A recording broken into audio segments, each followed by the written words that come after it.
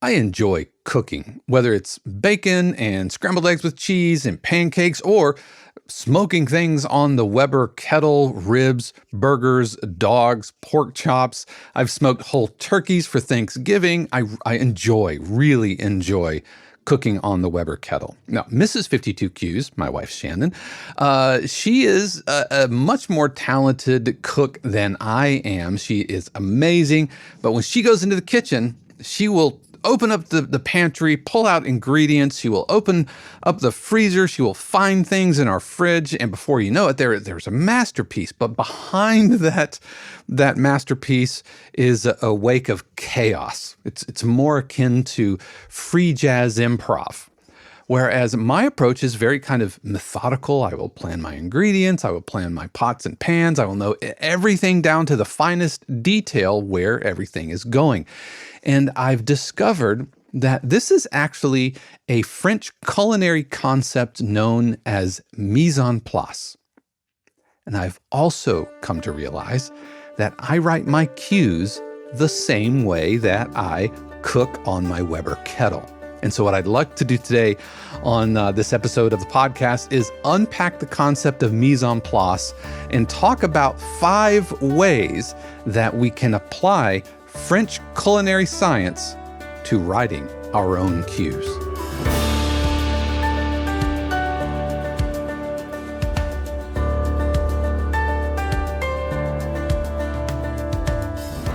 What is happening, everybody? Welcome back to another episode of the 52 Qs podcast, where each week we are diving deep into the world of production and library music. If this is your first time here, welcome. I'm so glad you found me, however you found me.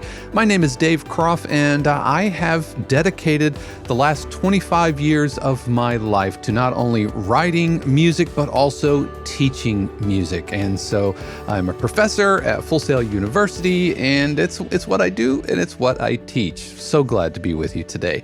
As always, a huge word of thanks to our family, friends, and neighbor subscribers of 52 Qs who are composers just like you, looking to write better cues and find success in the sync music industry. And 52 Qs community is there to help with workshops, Zoom feedback sessions, live streams, and a ton more. If you want to learn more about how you can join us at 52 Qs, you can go to 52qs.com. It is free to sign up.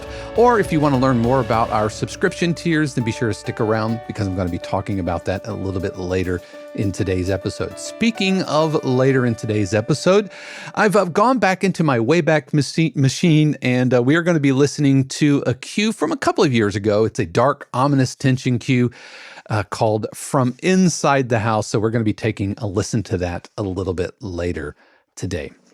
As far as our main topic, I want to unpack this French culinary concept known as mise en place.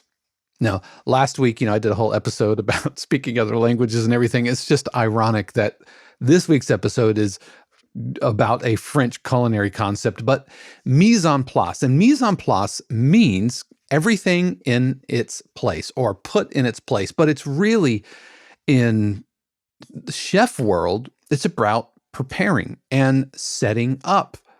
The culinary roots are about organizing, arranging your ingredients and tools before you ever cook. Because, if you are working, in your own kitchen or whatever, you can kind of get away with pulling ingredients out. You can get away with not really knowing where you're going and kind of improving it, kind of like what I was mentioning, the way that Shannon cooks. Now, to be fair and to be clear, Shannon doesn't just make up recipes as she goes. She has an internal Rolodex of recipes that she will pull from, but it is very much an experimental kind of, if she were a novelist, she would be what's known as a pantser, right? She's kind of writing as she goes and lets the story kind of tell itself.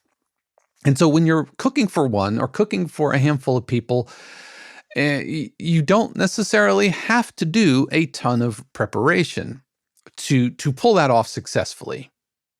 But if your job is to run a restaurant, and a busy restaurant, with very high expectations and very high profile, then you have to figure out how to work a process that is sustainable and repeatable, and a process that is going to keep you from dropping things, literally and figuratively, keep you from missing things like little details, and it's going to make it so much more enjoyable and relaxing so you can enjoy the process of cooking as opposed to the meal at the end.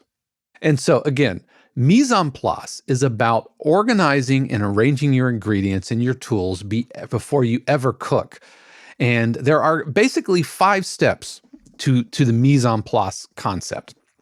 Step number 1, read the recipe and develop a plan. Step number 2, prioritize your work. Step number 3, collect all of your tools and prepare your equipment. Step number 4, gather your ingredients.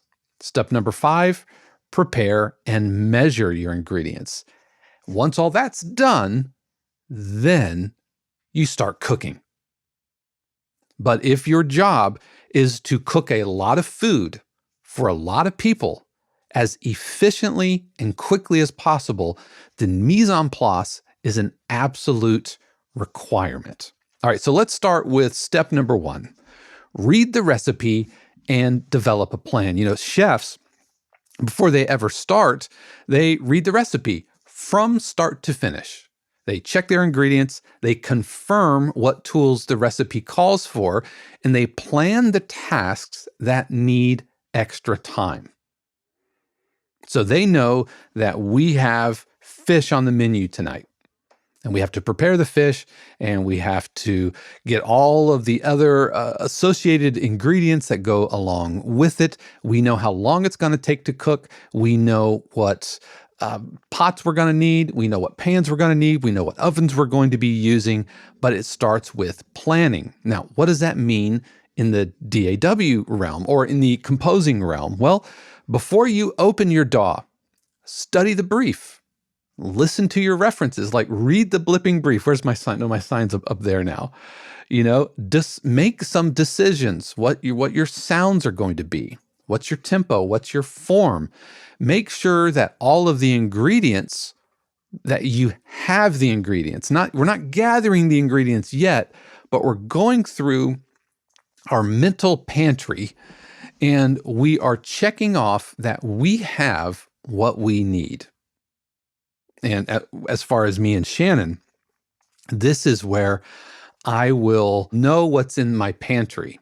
And if I need something, then I will go take care of it. Like before I ever start grilling, I know that I have my charcoal. I know that I've got my apron, and I will put my little apron on, right? I've got this really cool, like this. It's actually really cool. It's this denim apron that my brother-in-law gave me. Shout out to Rob, who taught me everything I know about grilling. It was my COVID project. You know how we all got kind of projects during lockdown where we were stuck inside? My COVID project, in addition to my beard care, I upped my beard game during COVID, but also learning how to grill. And so my brother-in-law, who is a master Weber kettle griller, he came down one time, him and his wife, Shannon's sister, and their kids, and he saw me using this matchlight stuff, right? This charcoal that has lighter fluid, and he was super patient with me, but he's like, "No, Dave, this is not how to do this." And so he quite literally taught me everything I know about grilling, the tools to use, the techniques to use, what not to do. Spoiler, don't use matchlight charcoal. Don't use lighter fluid. You know, he got me my first charcoal chimney. He got me my apron. He got me, showed me like what kind of gloves and everything to use. And so really, again, shout out to Rob. And I know for a fact that at least Sister 52Qs is listening. And so maybe she can pass along my propers to him. But I will collect everything I need, or I will have a mental idea of everything, because I know that smoking a turkey requires preparation. And I'll do the preparation, but I know ahead of time what I am going to need. When we're writing cues, we have to have a plan. So many students that I work with will talk about writer's block, and the majority of the time, the writer's block is a product of not really knowing where they're going. That's like jumping in your car and just going, I'm going on a trip. And where are you going? Away. You don't have a plan, then you just end up kind of aimless. But if you have a destination, then you can plan your route accordingly. So if you're feeling a sense of writer's block, chances are it's from an empty place. It's an empty creative well. And so how do we fill that? I've talked about this plenty of times on the podcast. We listen to references, we fill up our creative muse. But having a plan, knowing what you want to write before you ever start putting a note down. Again, sample libraries, patches, plugins. Do you have the instruments that you need? What are you going to record versus what are you going to program via MIDI? If you're going to record guitar, have you picked it up? Is it super dusty? Do you need new strings? Read the recipe and develop a plan. That is step number 1. Step number 2, prioritize your work. In the kitchen, chefs work kind of backwards from their service time, and each component is going to be ready at the right moment. They know that dinner service starts here. And if it takes, 2 hours to render down this ingredient, I don't know a ton about like really fancy kitchens other than what I learned watching Ratatouille or like Hell's Kitchen, Gordon Ramsay kind of stuff. Anyway, so if you are an actual culinary scientist, please feel free to correct me in the comments below. But you work backwards from where your end goal is. So if you are delivering cues, when are they due? When are the deliverables due?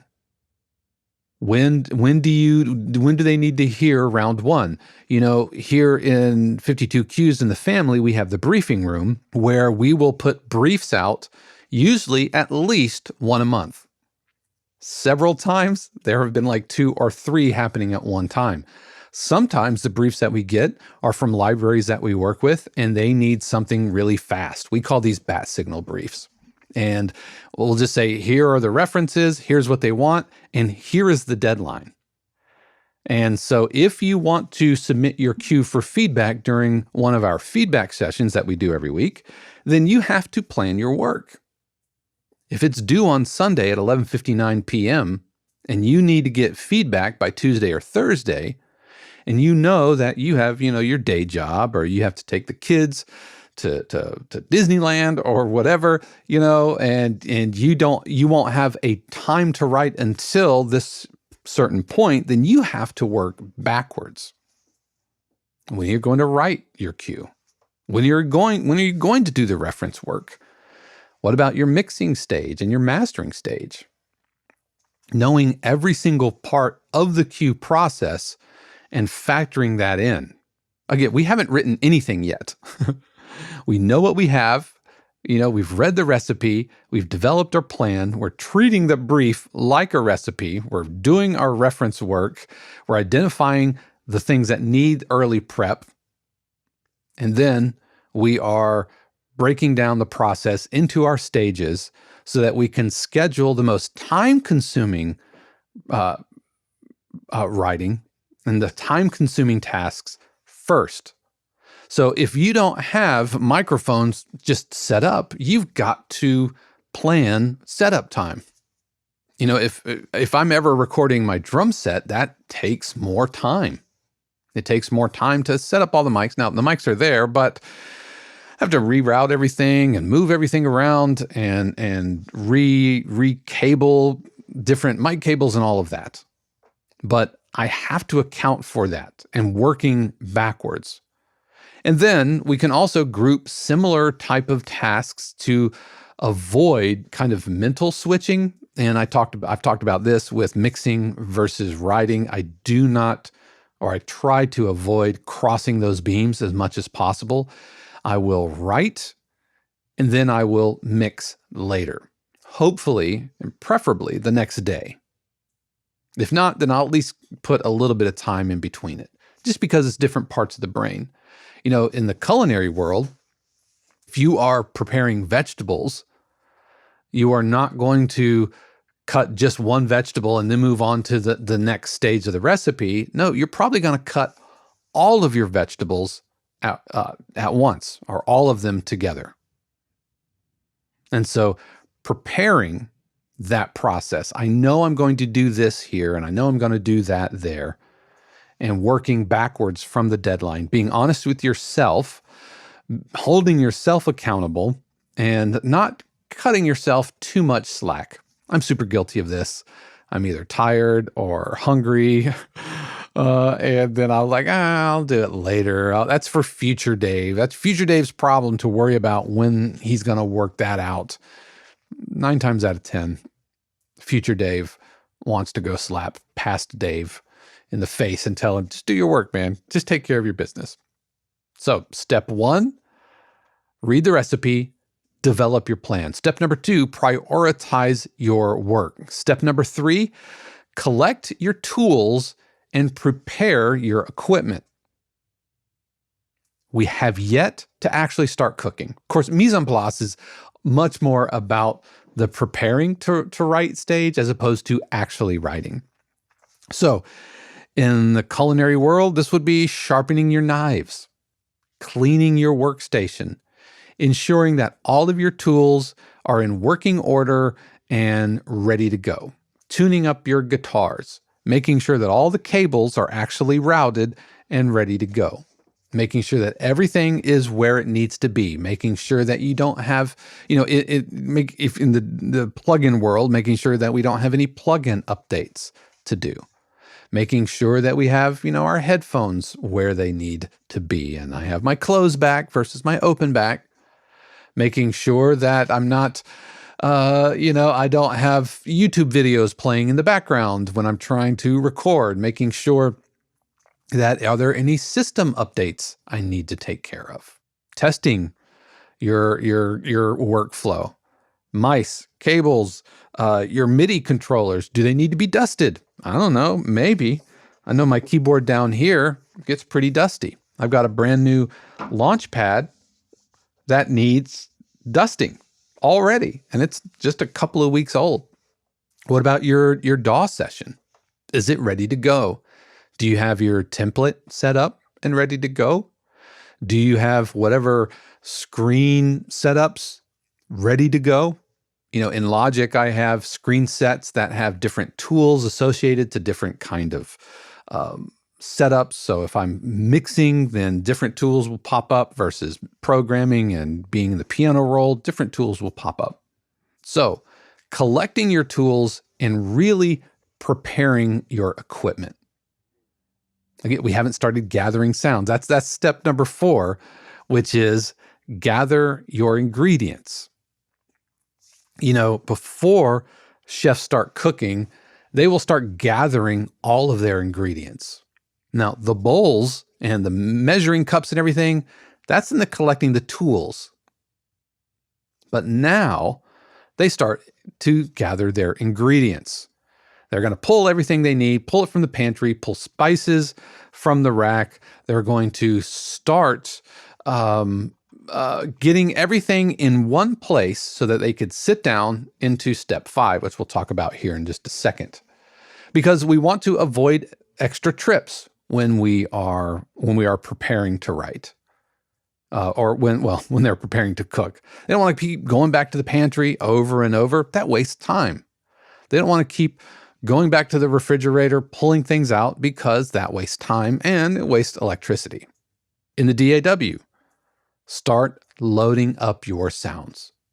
Yes, you might need to run to the pantry and get an extra spice in the middle of writing, but because we have read the recipe and developed a plan, and because we've prioritized what needs to happen first and in the order that we want to do things, and because we have collected our tools and prepared our tools, we've sharpened our proverbial knives, when we are gathering our ingredients, we're going to get most of the ingredients we need right there on the counter.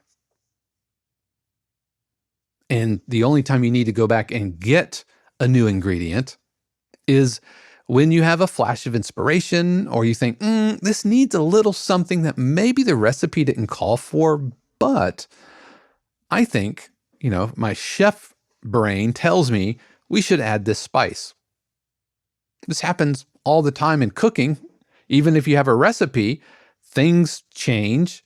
We're dealing with, if I'm smoking a turkey, for example, I'm dealing with a turkey that has different weights, different water volumes inside it, different levels of temperature, and the temperature fluctuates over the cook. I'm dealing with charcoal, which is a natural substance, and I've got wood chunks, which are also natural substance, and some will burn hotter than others, some will smoke hotter, some will start flaming.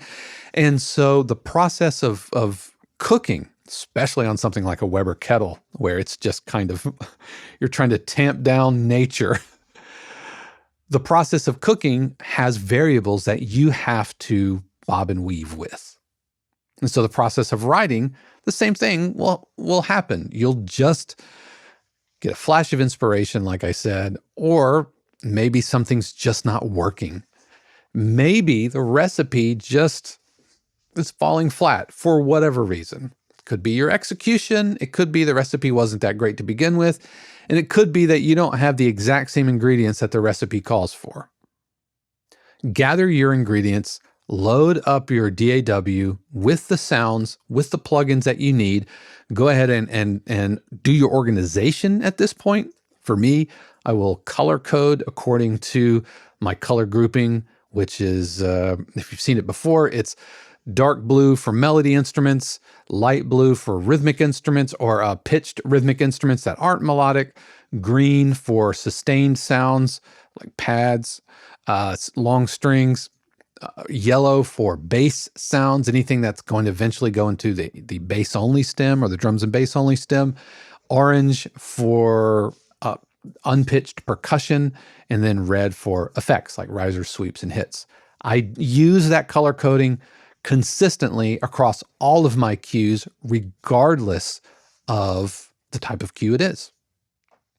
It could be a trailer cue, could be a dramedy cue, a hip-hop cue, ominous tension cue. You're going to see it later in today's episode when I show you from inside the house, that ominous tension cue. It's organized like that because I know that helps me prepare for my deliverables. So by gathering my ingredients and organizing them in a way that's familiar to me, then it's going to enable me to work better and work faster. Other ingredients. Do you have a go-to library of risers, impacts, sweeps, and hits? I know for a fact that I do. And, I make no apologies. I love using Splice for this type of stuff. I have Splice collections set up for impacts, sweeps, whooshes, reverses, risers, downers. These are all different effects that I have super easy access to. So this step is all about gathering your ingredients so that when it comes time to start cooking, you're not scrambling, looking for something that you need, because that's going to slow down your creative process. It's going to interrupt your flow state, which brings us to the final step, preparing and measuring your ingredients. Now, in the culinary world, this is when chefs are going to chop their vegetables. They're going to portion up their spices. They're going to arrange them in order that they need them. So for us composers, what does that mean? Well, that means maybe you have some loops and samples and some building blocks. Maybe you have a couple of sketches. Maybe you have a melodic idea. Maybe you have some patches that you've created from scratch for this very specific cue, and they are ready to go. Do you have reusable musical elements? Do you have some signature sounds that you have made for this specific cue? I'm looking at you, horror trailer people, Horror trailers are all about having signature sound design elements, and so this would be when you would prepare that. Is everything organized? Do you have clips handy? Do you have samples that need to be chopped up? Speaking of chopping, do you need to load those into a Serato sample or into an Ableton drum rack or something? Have you not only found your ingredients, gathered your ingredients, but you've prepared your ingredients? Do you need to add negative delay to your staccato string sounds because the attack envelopes aren't quite on the grid? Because at the end of the day, mise en place is all about preparing so you're not scrambling for tools, for sounds, or ideas in the middle of your creative session. It's all about efficiency. It's about sustainable mental output. It's about sustainable creative decision-making for a smoother and less stressful writing process, especially under deadlines, especially when we are writing for a client and for a customer and we're writing for someone else. We are creating our art for someone else to consume. And that doesn't make us artists. It makes us what? Artisans. We are artisans. And mise en place is what artisans do when they are looking to sustainably replicate their process for, yes, creative fulfillment. And yes, to have achieved something, but also for sustainable financial rewards. We are hoping to get a long-term return on this investment that we are making. And the only way to do this, especially in the world of production and library music, where it's not about writing one amazing thing, hoping it gets 1 million streams and then you get famous. That's not the game we're playing here. We need sustainable results, repeatable results, because it's going to take a lot of cues in play to have a financial return on this. And that puts us squarely into artisan territory. Because chefs who don't embrace mise en place, that's fine. You don't have to. Shannon doesn't, and she is an amazing cook, but she's also not trying to run a restaurant. Because if she approached running a restaurant like that, it just wouldn't work. It wouldn't be sustainable. Not over the long term and not for the scale that you have to embrace when you are being a restaurant. It's about repeatable, scalable results. Mise en place, from a composing standpoint, equips you for sustainable, repeatable results. So again, just like in the kitchen, mise en place for composers is about preparation, it's about organization and efficiency. And let me recap these 5 steps. Step number 1, read the recipe and develop a plan. Step number 2, prioritize your work. Step number 3, collect your tools and prepare your equipment. Step number 4, gather your ingredients. And then finally, step number 5, prepare and measure your ingredients. And the more you put these things into practice, the more your artisan discipline will free up that artist which is inside you, and that's the artist that got you into this to begin with. But what do you think? Are you a cook? Are you a chef? Let me know in the comments.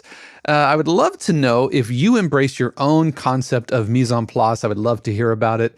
I do read all of those comments, and that is very much appreciated. So we're going to take a super quick break, and you are going to hear an alternate universe version of me tell you all about how you can join us over at 52Qs. And when we return, we are going to be taking a listen to From Inside the House, which is a dark, ominous tension cue.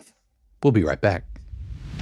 Every week I talk about how this episode and the podcast and the community, the channel would not be possible without the amazing support of our family, friends, and neighbors, subscribers of 52Qs, who do pay their actual real-life money to keep all of this going.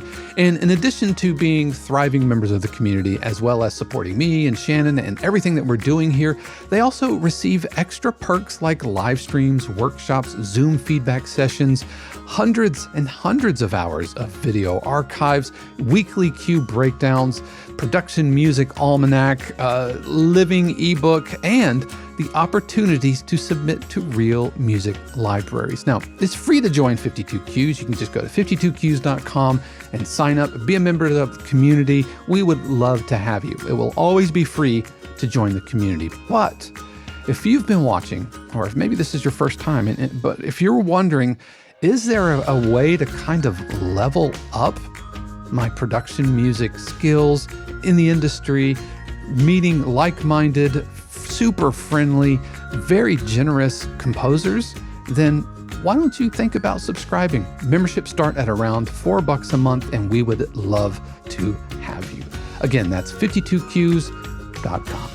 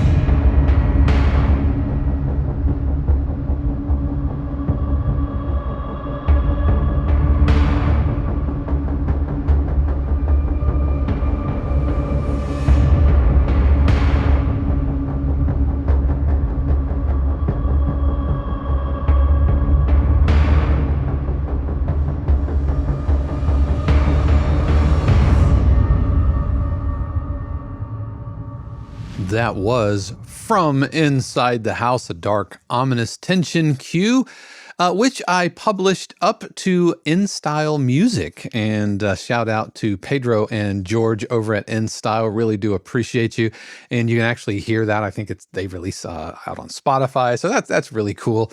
And for you family and friends, folks, be on the lookout for a complete breakdown of that cue where I will be talking about the sounds and the mixing process, maybe some of the harmonic choices and more. So be on the lookout for that. But that is going to do it for us this week. You definitely want to tune in next week, because if you tuned in this week hoping to hear Mrs. 52Qs and I recap our recent trip to Chattanooga, that is coming up next week. We just could not make our schedules align, which is crazy considering we live in the same house, but between my coming back to Full Sail and teaching everything after the vacation, to getting caught up on projects, to Shannon, who is doing the lion's share of the Briefing Room publishing side, from wrangling metadata to doing artwork for the albums and everything, and on top of all the other projects that she's doing for her own